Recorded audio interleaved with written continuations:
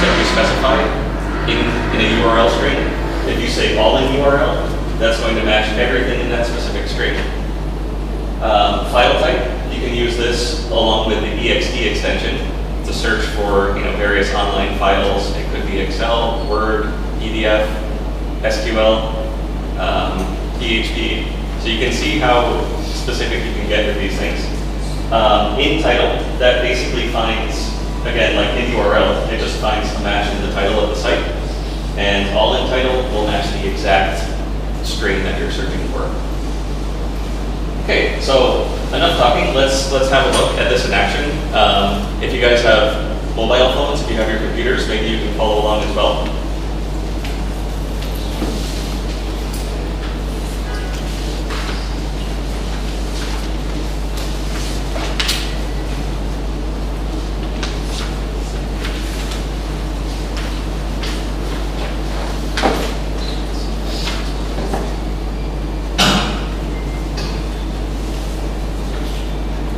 So let's start off with some very basic Google Docs. And for the purpose of this presentation today, our target organization is going to be Cisco. Again, as I stated in the disclaimer, we are going to try primarily to rely on passive recon, and anything that's active will be strictly kind of in the public domain. We're not going to go very deep into it because we don't want to cross any ethical or legal boundaries. Okay, so let's start off with the first site operator. So site cisco.com.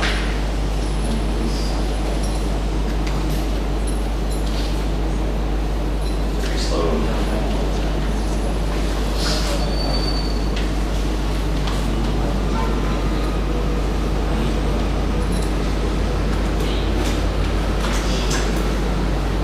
Sorry, my connection is quite slow.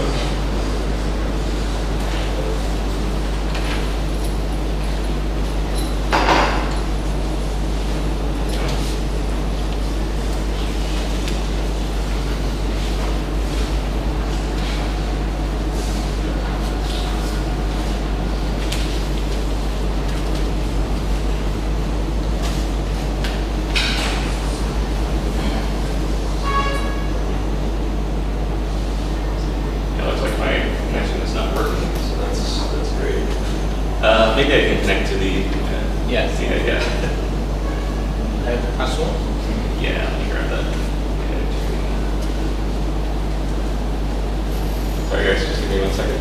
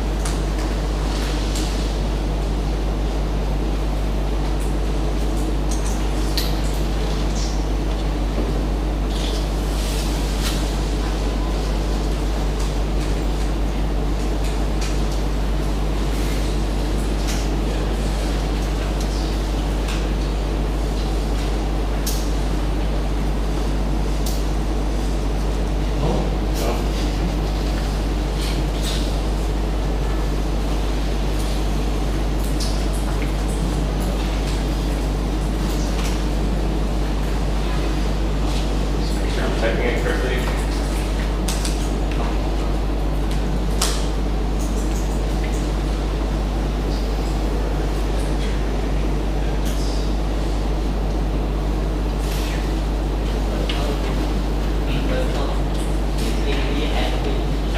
Double F. I see. Okay. Double F. Yeah. It's kind of double T. Oh, okay. TFF.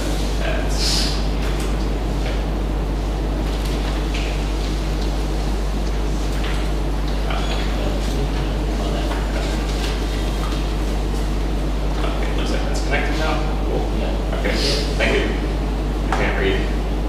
Okay, so going back to Google Docs, we're starting off with just the site operator, site cisco.com. So this is returning all pages, all subdomains, all domains related to Cisco. It's useful, but we want to get a bit more granular. So what we can do is use minus site www.cisco.com, because we don't really care so much about the pages that are related to the root domain. And using minus site, normally, but not always, returns your subdomains, which is what we're after. So now we've got a nice kind of concise list. Not so easy to read, but at least we have an idea now of how many subdomains Google is hosting. Okay.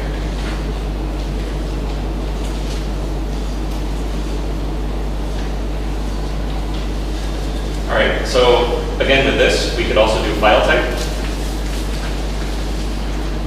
So say file type XLS or file type PDF, and this should return any PDF docs, which is quite cool. A lot of companies mistakenly upload Excel files, or they forget that they've uploaded something. I've seen IT people throw stuff up on a website and then forgotten to take it down, basically, and those sometimes contain very sensitive information. So this could be a great resource of Recon, not only for sensitive information, but just for organizational structures and other types of useful information during the Recon phase. Okay. So let's take a look at some of the other dorks that we mentioned here as well. This is not specifically related to Cisco.com, but you can just kind of get a better idea of the power of Google dorks through some of these examples. So let's try all in URL /php info.php. So all in URL info.php.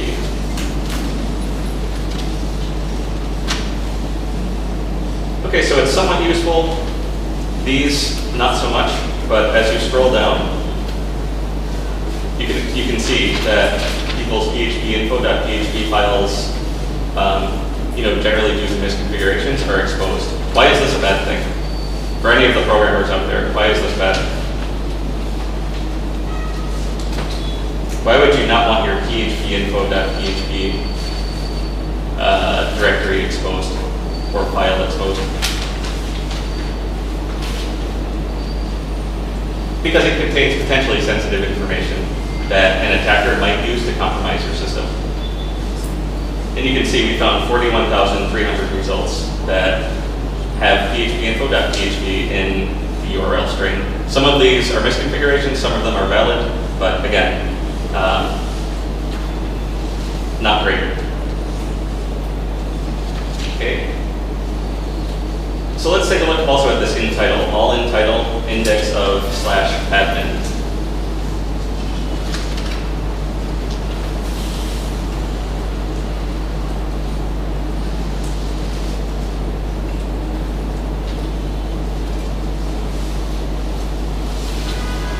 Okay, so why would this be bad?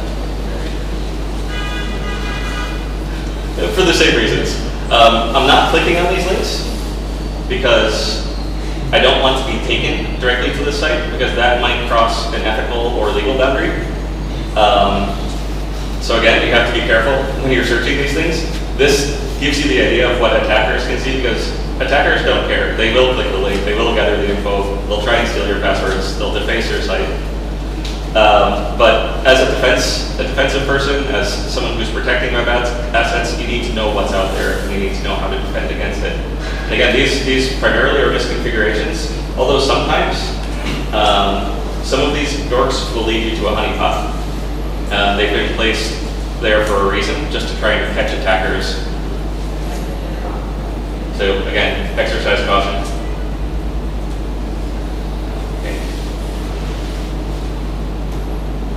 Okay, a great resource for Google dorks and various connected devices and other interesting information that you can use is the Google Hacking Database. And that's maintained by Offensive Security, the guys who have created Kali Linux. When you have time, also check out the tutorial that I posted a link to. That gives you some great dorks that can be used for various has its own hacking database that you can subscribe to through RSS, and you can get updates on all the different Bing hacks that are available. And the main difference is Google and Bing scrape the internet and categorize things differently. So you get different results from each search engine. So let's take a look at the Google hacking database as well.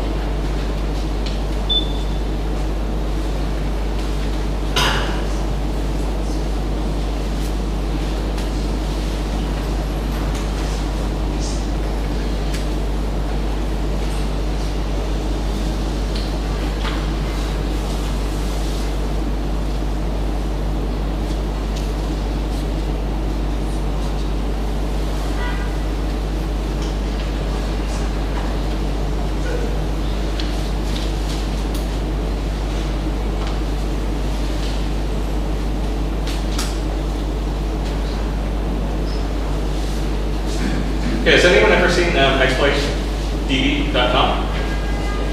It's a great site that hosts exploits. I think they've got tens of thousands or even hundreds of thousands of, 35,000 exploits archived across a variety of technologies. You can download shellcode and so many different things here. So what we're interested in today is the Google hacking database. And this is basically a collection of Google dorks that has been maintained for several years. It's not updated as often as it used to be because Google has been taking steps to kind of reduce the effect of certain dorks.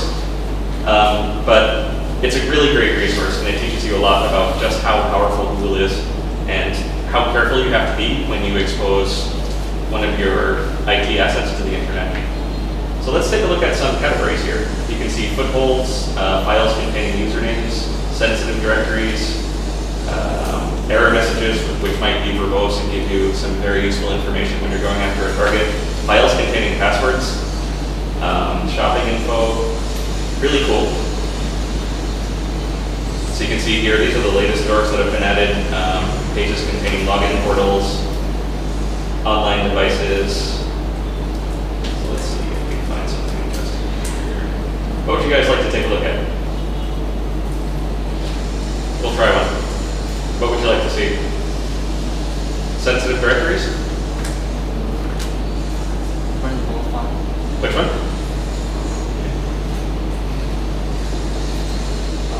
Yes. Third line. This one? Yes. Vulnerable Vulnerable files? files. Cool. Okay.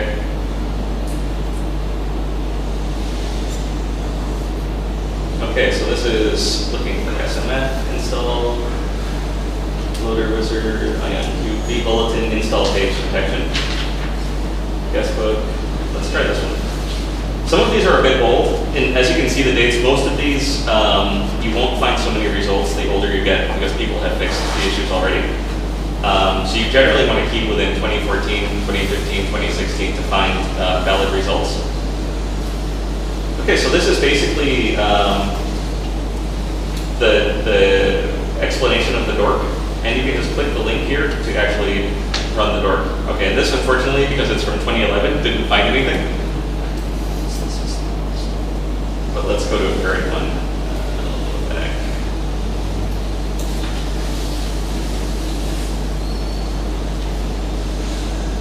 Okay, so we'll just do this one.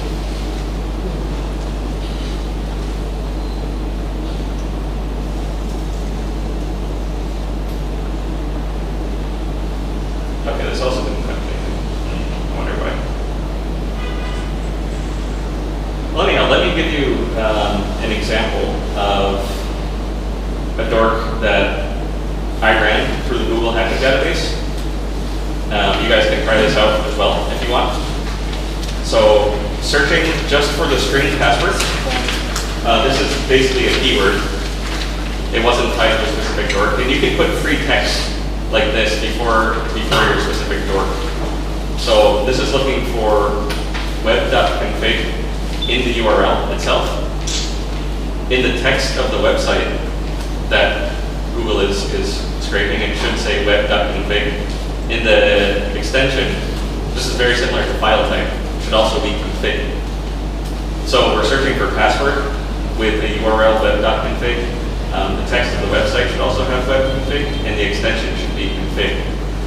Now, I've blurred out the sensitive information because we don't want to expose someone else's credentials. But this just gives you an example of how powerful Google is in terms of Reconnaissance. So here we can see that this website's web config file has been exposed. And if you look here, you've got the database name, you've got the user ID, and you've got the password.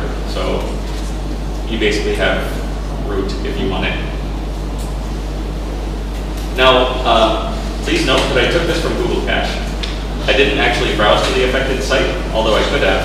Instead, I used Google's cache feature and just made a snapshot.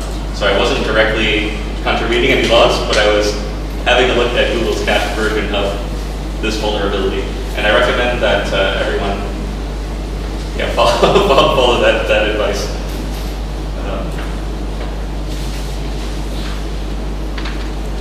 Let me give you a quick example.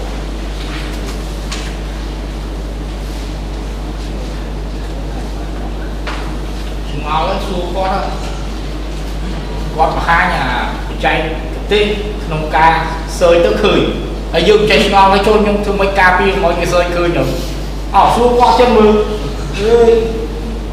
Bốm xuống. Ở chân đọc bia tôi thương website lúc nãy thương mấy ca bia mọi người sơi. Lợi dụng xui cho mình.